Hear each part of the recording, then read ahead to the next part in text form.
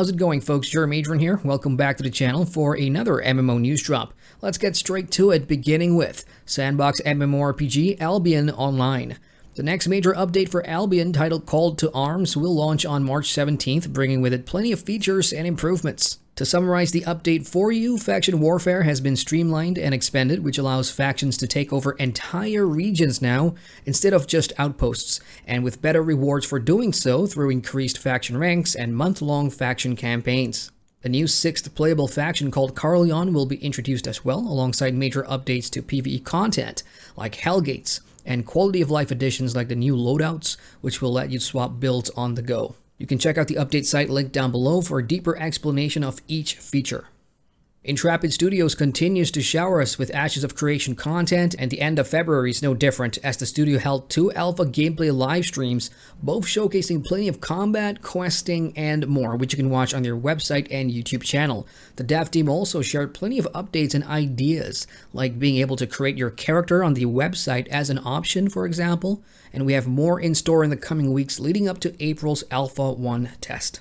Now, this past week, a new classic MMORPG has come to the Steam platform, and it's old school RuneScape. Cross-platform play is supported, and all players can link their existing RuneScape account to Steam and carry on your progress from the desktop clients or from mobiles. The Steam version does indeed come with Steam achievements, badges, emoticons, trading cards, and exclusive content for those who become members via Steam, aka subscription.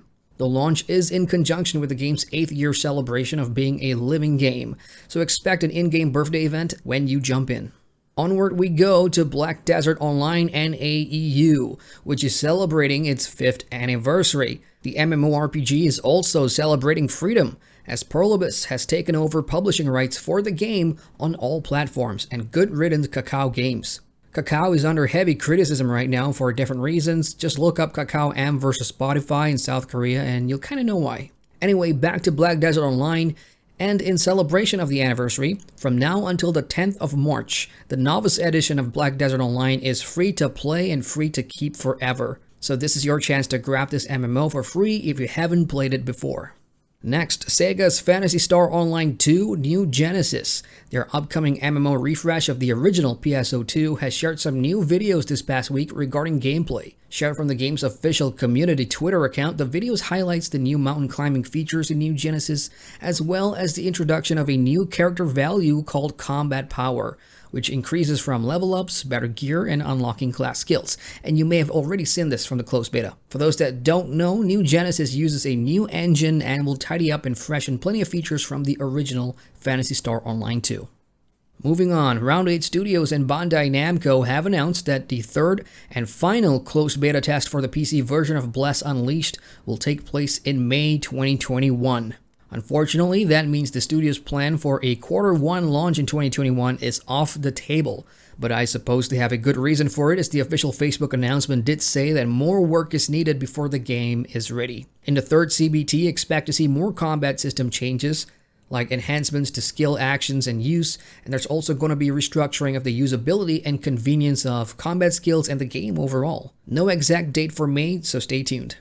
Next up, we've got news from ArcheAge and ArcheAge Unchained. Starting this month, March 2021, both versions of the MMO will be merging servers, something Gamigo calls server evolution. According to the studio, after looking at the active populations of all servers, they have now handpicked a few of them to merge in order to balance the player numbers. Unchained will begin first on the 4th of March, while the free-to-play version of ArcheAge begins on the 11th. Now, for both versions of the game, there's quite a bit of servers involved, so I've linked the site down below and you can check out if you are affected by this. And if you are, you need to prepare for the merge by making sure to remove items from your mailbox and selling additional trade packs you have. Still sticking with Gamigo, there is some bad news too, especially if you are a Defiance or Defiance 2050 player. Gamigo has been on a roll announcing shutdowns of MMOs that they deem are not profitable any longer. They've already announced closures for Twin Saga, the anime MMO for example, and last week MMO shooter Defiance and its newer cousin Defiance 2050 got the X as well. The live servers for Defiance will continue to run until its official sunset date, which is the 29th of April. Until then, the stores are heavily discounted by why would you buy anything right now? So if you haven't played it before and you want to see what the game's all about before it goes away for good, or you simply need a nostalgia run, now's the time to do it. And for those following the development of Fractured, an upcoming sandbox MMORPG, unfortunately, the game's winter alpha has been delayed, but will most definitely drop this month of March 2021. The focus of the test this time around will be purely PvP, so in the meantime, Dynamite Studios has taken the opportunity to show what's being developed for the marketplace, economy, and tech tree.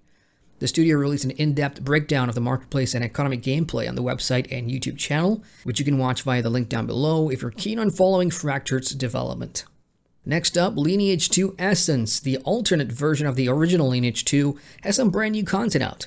Players can now play from the very start again with new server launches, and the global update also introduces a new race, the Sliffs.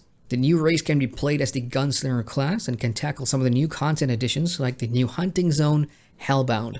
For those who don't know, Lineage II Essence is the PC version of the same game, Lineage II, and it takes place in an alternate parallel universe.